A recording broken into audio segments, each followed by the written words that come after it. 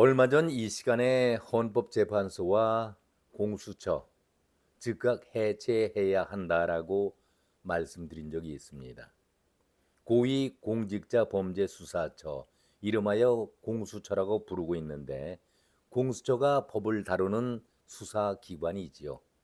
그런데 이렇게 법을 다루고 법을 논하고 있는 곳에서 거짓말을 하고 있다라고 하면은 공수처는 존재 이유를 상실한 것 아니겠습니까?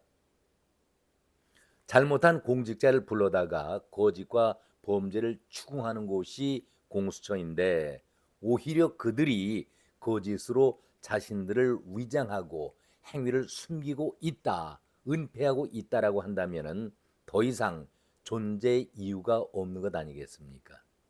깜나라 조진국 시간입니다. 그래서 오늘 제목을 일란성 쌍둥이 오동훈 이재명 이렇게 달아봤습니다. 무슨 얘기입니까? 둘의 입은 늘 거짓말과 사기질 하는 데에 쌍둥이다, 닮았다 해서 이렇게 제목을 달아봤습니다. 윤석열 대통령을 수사할 당시부터 공수처가 담당할 곳은 아니다. 거의 모든 법조인들이 한 목소리로 이렇게 외쳤었습니다. 결국 결과는 어땠습니까? 무리가 무리를 낳고 공수처가 그동안 해왔던 수사 과정에 무리수를 뒀다. 그리고 이것을 꾀 맞추기 위해서 거짓까지 하고 있다. 이런 것이 하나 둘씩 밝혀지지 않고 있습니까? 시간이 흐르면서 중앙지법에 영장 청구를 했지만 기각되었다는 사실이 하나씩 흘러나왔습니다. 그야말로 경악스러운 거짓말 아니겠습니까? 이에 대해서 오동훈은 일관되게 청구 사실 자체가 없었다, 이렇게 부인을 해왔고, 기각이 어느 정도 사실로 드러나게 되니까, 확인 단계를 밟게 되니까 체포영장 청구는 서부지법에서 처음으로 했었다, 이렇게 오동훈이 한 발 물러나면서 체포영장이라는 용어에 방점을 두면서 이것만을 강조하고 있습니다. 아니, 세상에 영장을 발부하는 데 있어서 압수수색이라든가 통신영장은 거의 모두가 청구를 하면은 법원에서 발부를 해주게 돼 있습니다. 그러나 신체를 구속한다는 그 체포영장만큼은 사유와 범죄의 혐의 등 아주 꼼꼼하게 따져가면서 범죄 입증이 확실하다고 느낄 때에 영장을 발부하는 것 아니겠습니까? 우리가 여기서 한 가지 짚고 넘어가야 합니다. 오동훈은 왜 중앙지법을 피하고 서부지법을 택해서 영장 청구를 시도했느냐, 이렇게 물었을 때에 다 공개된 사실 아니겠습니까?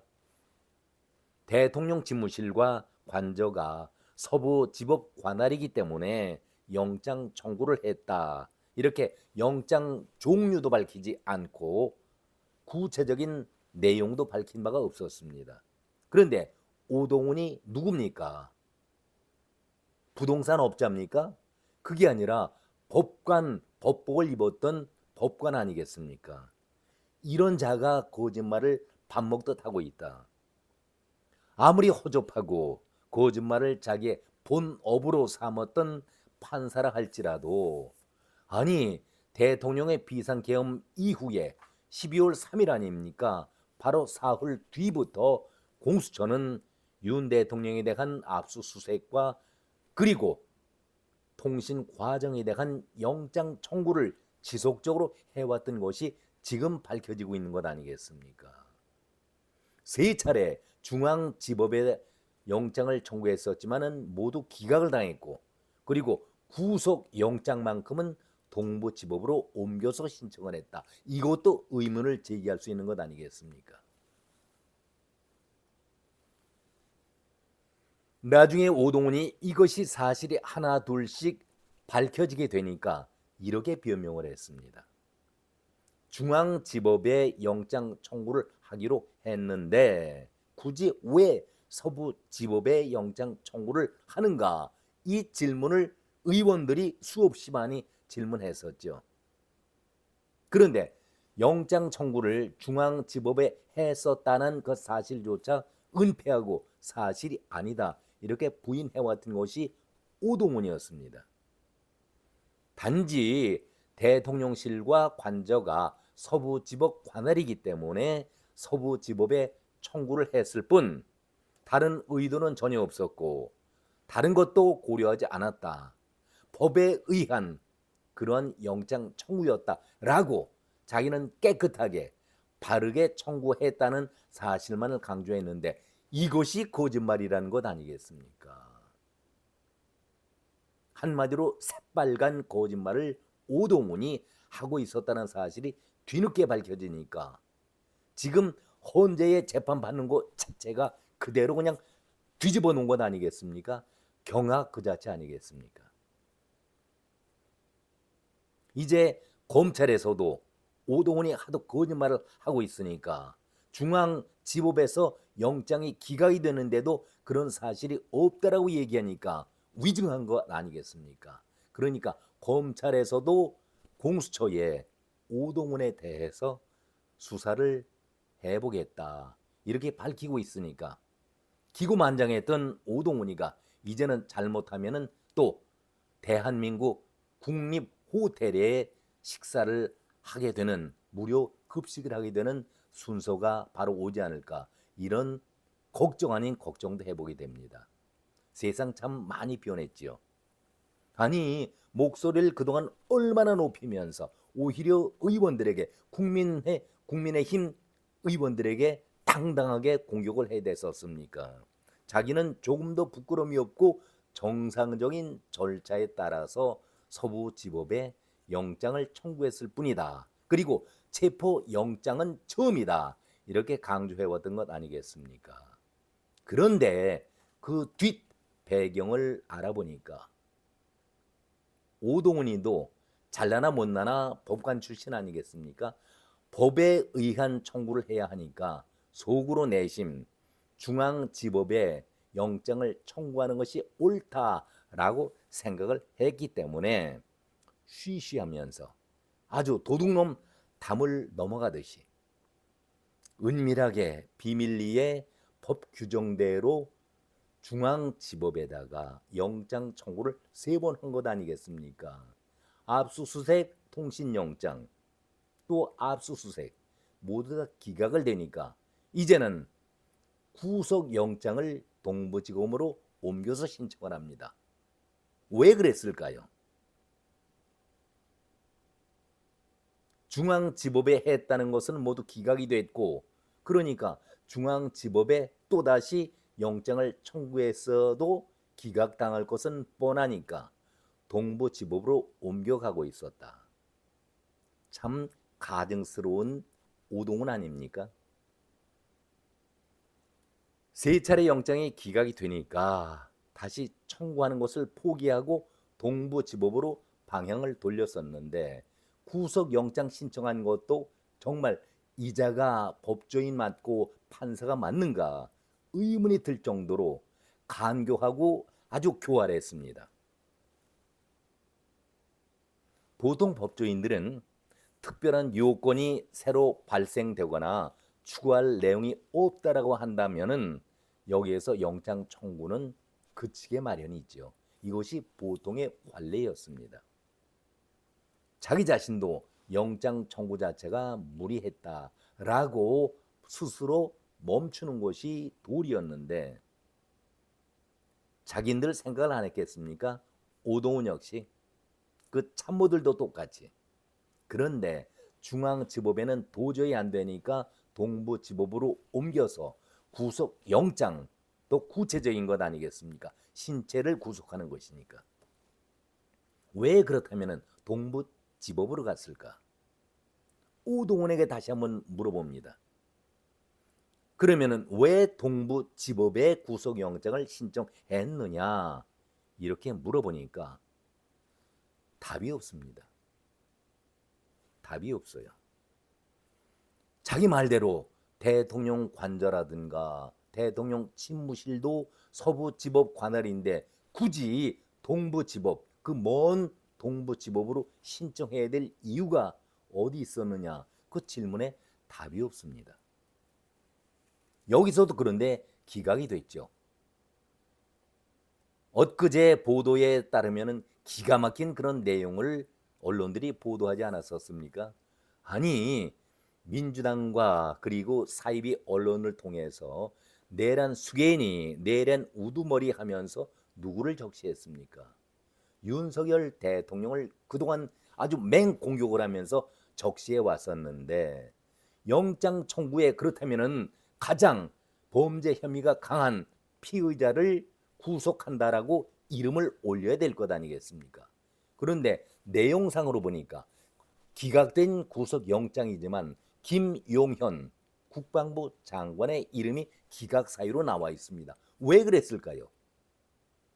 이것은 어떻게 설명할까요? 아니, 김용현이 구속영장 기각이다. 언론에 다 보도된 것 아니겠습니까? 같은 피의자인데 중범죄자가 자기들 말로 한다면은 윤석열인데, 아니 김용현은 차선급 자범 아니겠습니까? 동조자일 뿐 아니겠습니까? 이해할 수 없는 그러한 구속영장 신청과 기각이었는데 그 이름에 김용현을 대표로 내세운 그 이유가 아직까지 밝혀지지 않고 있습니다. 저는 이러한 과정을 보면서 혹시 오동훈이 이재명의 하수인이 아닐까, 민주당의 나팔수가 아닐까, 그런 생각을 가져봅니다. 상식적으로 범죄자를 구속한다고 한다면은 그 사건의 우두머리를 구속하는 것이, 그러면은 고구마 줄기처럼 다 연결돼서 구속되는 것 당연하지 않겠습니까? 이해할 수가 없습니다. 오동훈이 매번 국회에 나와서 그다음에 증언석에 나와서 하는 얘기가 위선과 거짓과 가정으로 일관되고 있습니다. 자, 그래서 결국은 이 네 군데의 지법에서의 영장 청구가 모두 기각이 되니까 그대로 포기하겠습니까? 이재명이 눈을 부릅뜨고 있는데 서부지법으로 가게 되는 것이죠. 서부지법은 어떤 곳입니까? 제목에도 나와 있습니다만은 그래도 배울 만큼 배웠다라고 하는 그런 오동훈이 서울 서부지법에는 우리 법 연구회 출신 판사들이 겨울잠 자면서 뱀들이 서로 뭉태기로 뱀 또아리 틀듯이 몰려서 있는 곳이 서울 서부지법 아니겠습니까?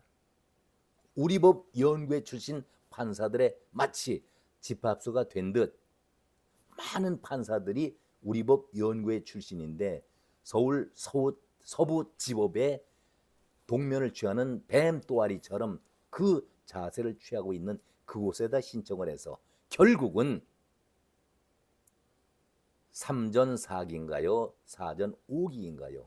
영장 청구를 받아냈고 체포영장 청구를 받아냈고 윤석열 대통령을 구속시켰던 것 아니겠습니까?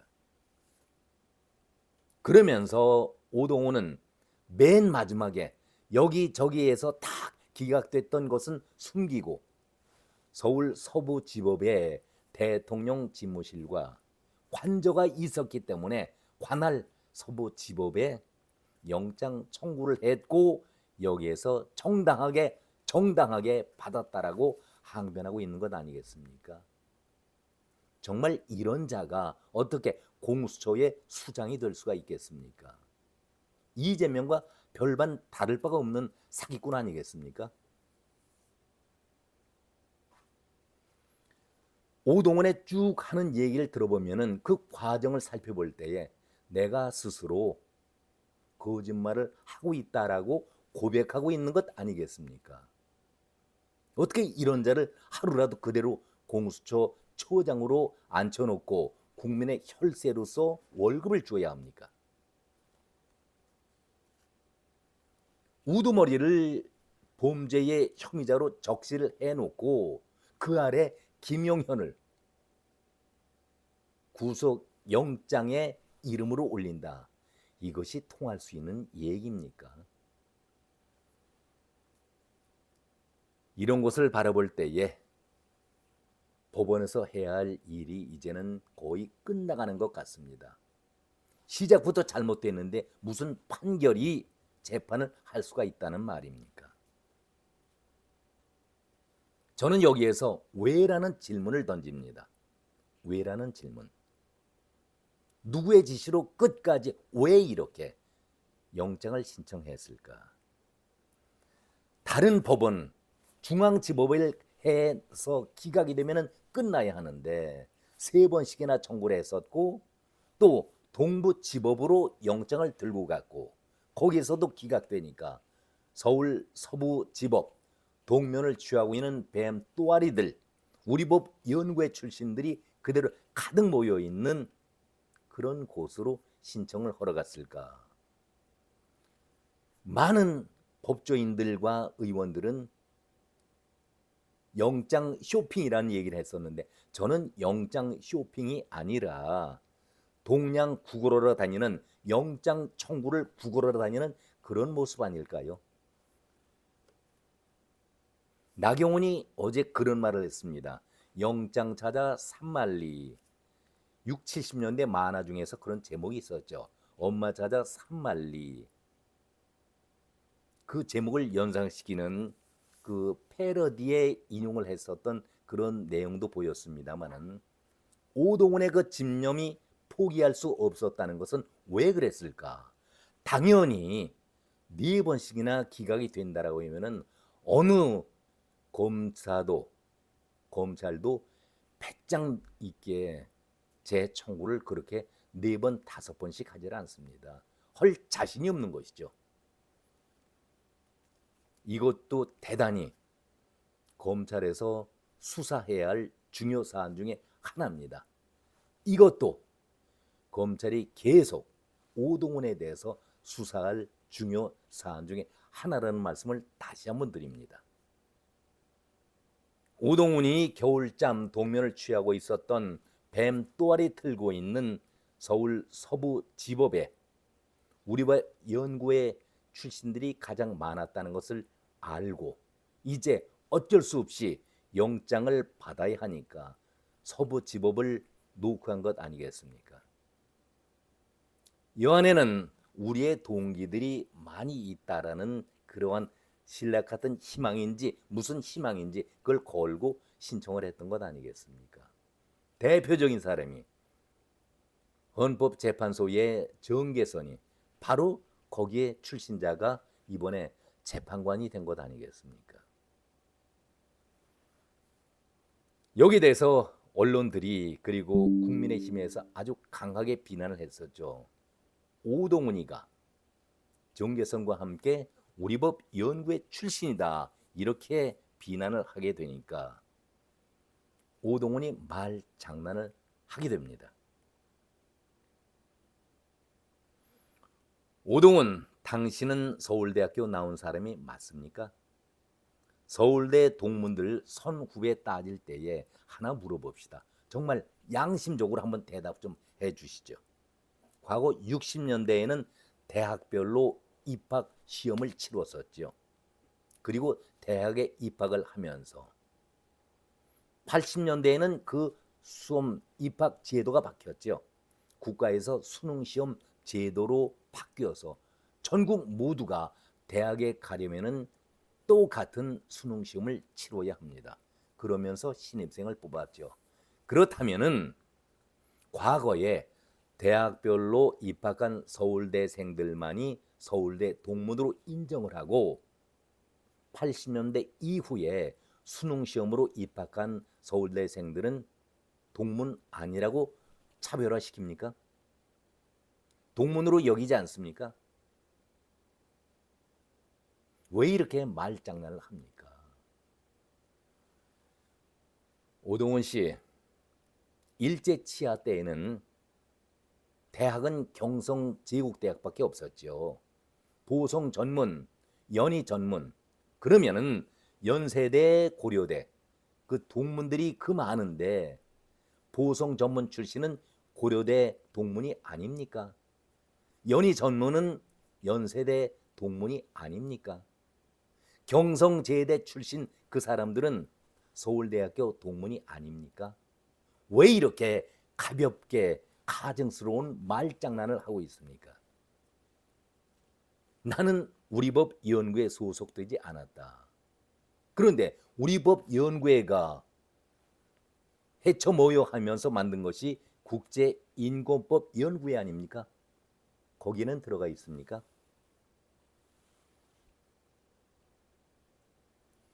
정말 기가 막힌 그 위치 자리에서 어떻게 이런 해명 아닌 해명을 변명이라고 할 수가 있겠습니까? 당신이 법조인이기 때문에 하나 물어봅시다. 법원도 과거에는 재판소라고 불렀어요. 그리고 교도소를 뭐라고 불렀습니까? 감옥소라고 불렀어요. 감옥소. 그러면은 그 감옥소, 교도소가 다른 곳입니까? 법원이 과거에는 재판소로 불리웠는데 그러면은 그 법원이 재판소 아니었습니까? 우리 속담에 그런 얘기가 있죠. 들어치나 매치나 매 한 가지다. 한식에 주거나 청명에 주거나 매 한 가지 아니겠는가.